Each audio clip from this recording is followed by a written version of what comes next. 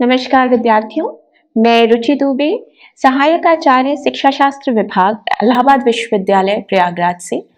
और आज हमारे इस चर्चा का शीर्षक है राष्ट्रीय शिक्षा नीति 1968। तो कोठारी आयोग के द्वारा रिपोर्ट प्रस्तुत करने के बाद भारत सरकार ने अप्रैल 1967 को संसद सदस्यों की एक समिति का गठन किया और इस समिति को 3 कार्य दिए। पहला, कोठारी आयोग के सुझावों पर गंभीरता से विचार करना। दूसरा, राष्ट्रीय शिक्षा नीति का ड्राफ्ट तैयार करना। और तीसरा, प्राथमिकता के आधार पर उसके क्रियान्वयन की रूपरेखा तैयार करना। इस समिति ने शिक्षा द्वारा राष्ट्रीय एकता को सुदृढ़ बनाने पर बल दिया और भाषा नीति, कार्यानुभव, चरित्र निर्माण, विज्ञान शिक्षा एवं शोध, शैक्षिक अवसरों की समानता पर अपने विचार प्रकट किए और शिक्षा के सभी स्तरों में गुणात्मक सुधार पर बल दिया।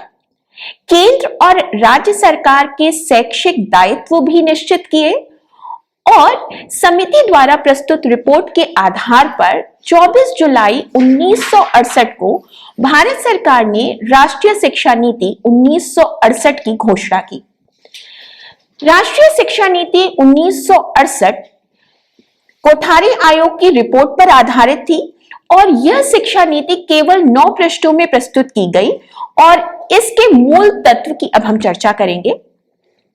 तो पहली बात तो ये कि जो राष्ट्रीय शिक्षा नीति 1968 ने शिक्षा को राष्ट्रीय महत्व का विषय माना और यह स्वीकार किया कि शिक्षा के द्वारा ही स्वतंत्रता, समानता, समाजवाद, धर्मनिरपेक्षता और न्याय के मूल्यों का विकास किया जा सकता है। शिक्षा के द्वारा ही राष्ट्रीय एकता और लोकतंत्र को सुदृढ़ किया जा सकता है। शिक्षा के द्वारा ही राष्ट्रीय उत्पादन में वृद्धि की जा सकती है और राष्ट्र का आर्थिक विकास किया जा सकता है। 1968 की शिक्षा नीति के अनुसार शिक्षा की व्यवस्था केंद्र एवं राज्य सरकारों का संयुक्त उत्तरदायित्व था। केंद्र सरकार के शैक्षिक उत्तरदायित्व थे राष्ट्रीय शिक्षा नीति का निर्माण करना, केंद्रीय विश्वविद्यालय का प्रबंधन करना, उच्च स्तर की विज्ञान एवं तकनीकी शिक्षा और अनुसंधान का स्तर निश्चित करना, राज्यों को शैक्षिक नेतृत्व प्रदान करना और उनके शैक्षिक कार्यक्रमों के लिए आर्थिक सहायता देना। और राज्य सरकार के शैक्षिक उत्तरदायित्व के अंतर्गत आया कि केंद्रीय शिक्षा नीति के अनुसार राज्य स्तर पर शिक्षा का नियोजन करना, वित्त व्यवस्था करना, शैक्षिक प्रशासनिक ढांचे पर नियंत्रण रखना और विभिन्न स्तर की शिक्षा की गुणवत्ता बनाए रखना। शिक्षा नीति 1968 ने शिक्षा को राष्ट्रीय महत्व का विषय माना और इसी आधार पर केंद्रीय बजट में 6% शिक्षा पर व्यय करने का प्रस्ताव रखा। इससे पहले शिक्षा पर केंद्रीय बजट का केवल 2.9% ही व्यय किया जाता रहा था। इस नीति के अनुसार पूरे देश में 10+2+3 शिक्षा संरचना लागू की जाने की बात कही गई, अर्थात पहले 10 वर्षीय शिक्षा के लिए आधारभूत पाठ्यचर्या होगी। +2 स्तर पर स्थान विशेष की आवश्यकता अनुसार पाठ्यक्रम निश्चित होगा और स्नातक पाठ्यक्रम 3 वर्ष का होगा। राष्ट्रीय शिक्षा नीति 1968 का अगला मुख्य तत्व था कि 6 से 14 वर्ष के आयु के बच्चों के लिए निशुल्क एवं अनिवार्य प्राथमिक शिक्षा की व्यवस्था करना।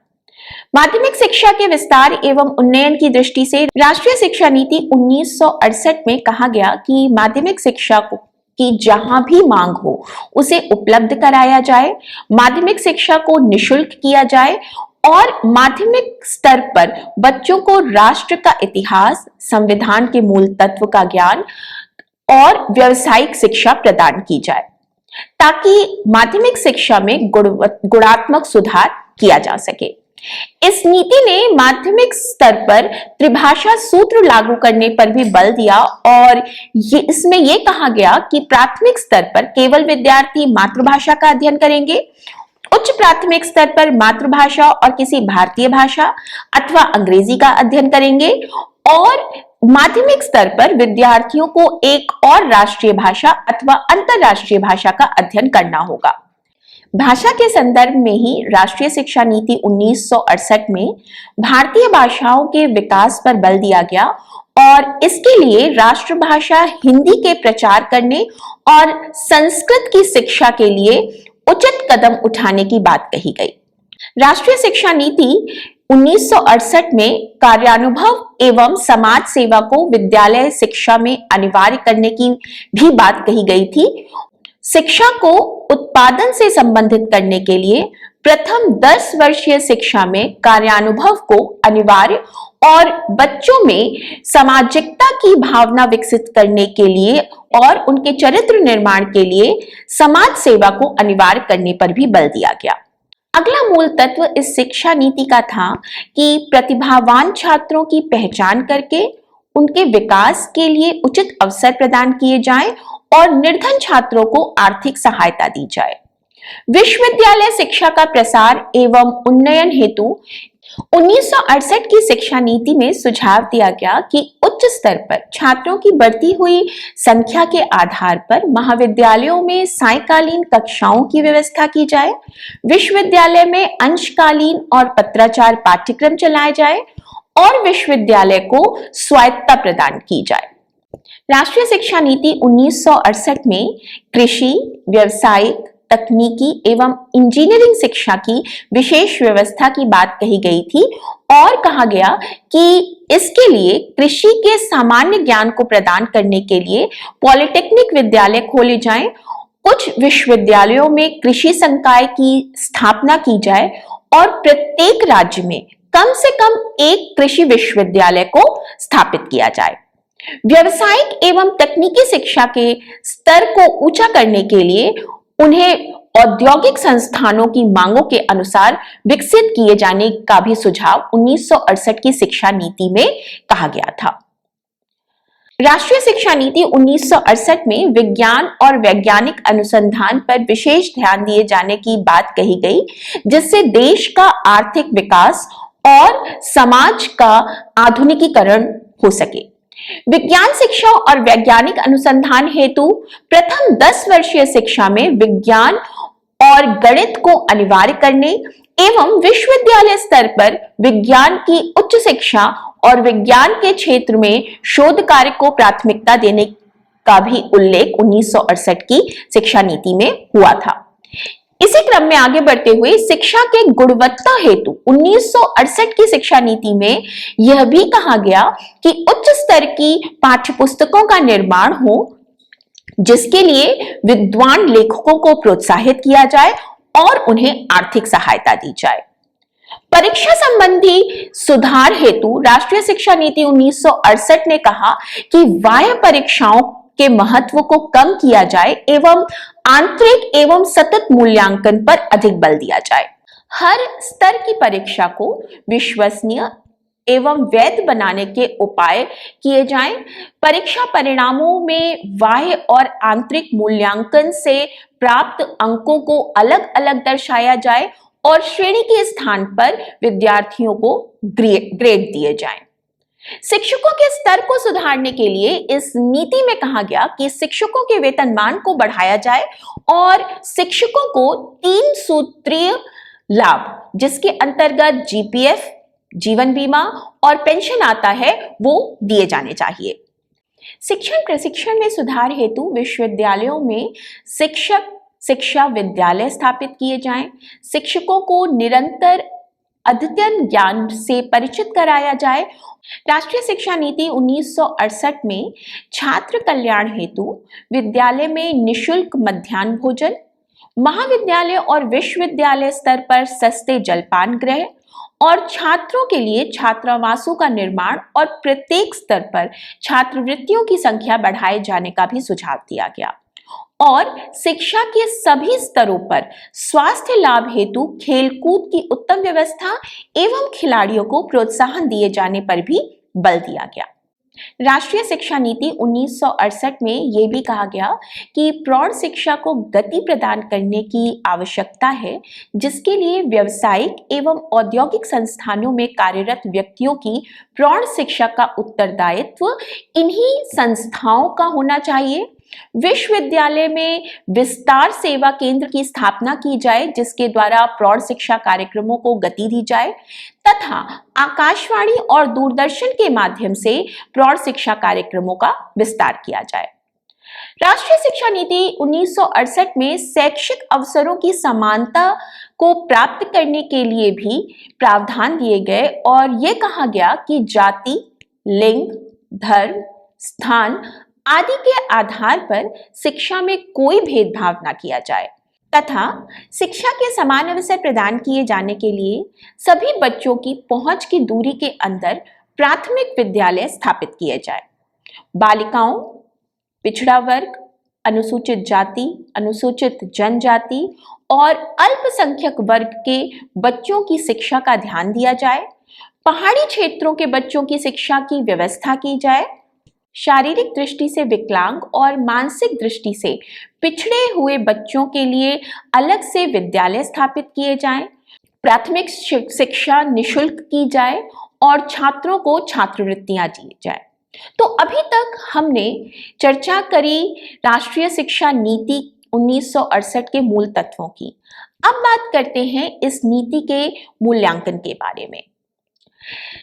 शिक्षा संबंधी नीति का मूल्यांकन समाज के लिए उसकी उपयोगिता के आधार पर किया जाता है, क्योंकि हमारा राष्ट्र एक विकासशील एवं लोकतांत्रिक राष्ट्र है।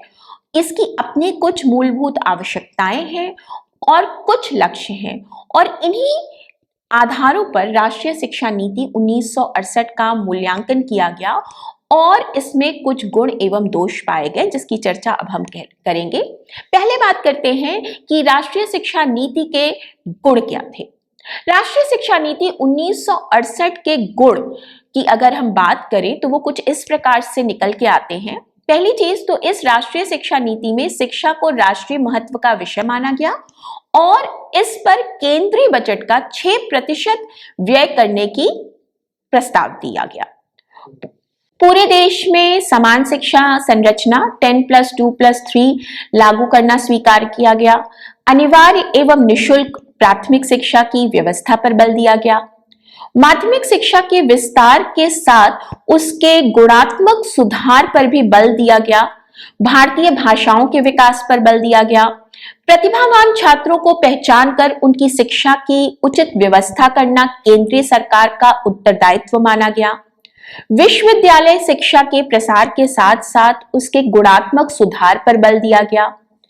कृषि, व्यवसाय, तकनीकी एवं इंजीनियरिंग की शिक्षा पर इस नीति पर विशेष ध्यान दिया गया। इस नीति में परीक्षा प्रणाली में सुधार हेतु भी अनेक सुझाव दिए गए थे। शिक्षकों के स्तर को बढ़ाने, उनके वेतनमान को बढ़ाने और सेवा शर्तों को सुधारने पर बल दिया गया। छात्रों के कल्याण के लिए अनेक योजनाएं प्रस्तुत की गई। प्रौढ़ शिक्षा को महत्व दिया गया और शिक्षा के द्वारा समाज में आधुनिकीकरण पर बल दिया गया। सभी को शिक्षा प्राप्त करने के समान अवसर प्रदान करने की भी योजना इस नीति में बनाई गई थी।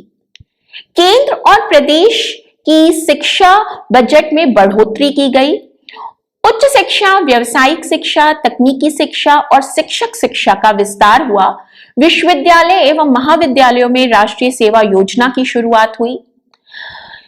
तो अब बात करते हैं राष्ट्रीय शिक्षा नीति 1968 के दोषों की। पहली बात तो ये कि इस नीति में केंद्र और राज्य सरकार के शैक्षिक उत्तरदायित्व तो निश्चित किए गए, लेकिन ऐसे किसी अधिनियम की बात नहीं कही गई जिससे उन्हें अपने उत्तरदायित्व निर्वाह करने के लिए बाध्य किया जा सके। इस नीति का दूसरा दोष था कि प्रथम 10 वर्षीय शिक्षा के लिए जिस आधारभूत पाठ्यचर्या की बात की गई वो बहुत ही विस्तृत थी। उसमें कार्यानुभव, राष्ट्र सेवा कार्य को भी सम्मिलित किया गया था, जिसकी वजह से यह शिक्षा बहुत ही बोझिल बन गई थी। तीसरा दोष इस नीति का यह था कि माध्यमिक स्तर पर जिस त्रिभाषा सूत्र को लागू करने की बात कही गई वह दोषपूर्ण थी। जिसका कारण यह था कि शुरुआत में तो त्रिभाषा सूत्र पूरे देश में राष्ट्रभाषा हिंदी की शिक्षा को अनिवार्य करने के उद्देश्य से लागू किया गया था। कोठारी आयोग द्वारा प्रस्तावित त्रिभाषा सूत्र में अहिंदी क्षेत्रों में बच्चों को हिंदी अथवा अंग्रेजी में से किसी एक भाषा लेने की छूट दी गई थी और यहीं पर त्रिभाषा सूत्र की मूल भावना का उद्देश्य जो था वो पूरा नहीं हो सका। इस नीति के सुझाव के आधार पर उच्च शिक्षा सभी इंटर पास छात्रों के लिए खोल दी गई, जिसके परिणाम स्वरूप महाविद्यालय और विश्वविद्यालयों में छात्रों का प्रवेश दबाव, छात्र अनुशासनहीनता, छात्र आक्रोश, शिक्षित बेरोजगारी आदि बढ़ी और समय, शक्ति और धन का अपव्यय हुआ। तो आज हमने इस सेशन में राष्ट्रीय शिक्षा नीति 1968 के बारे में विस्तृत चर्चा की और इसके अंतर्गत हमने इस नीति के मूल तत्व और उसके गुण और दोषों का अध्ययन किया। धन्यवाद।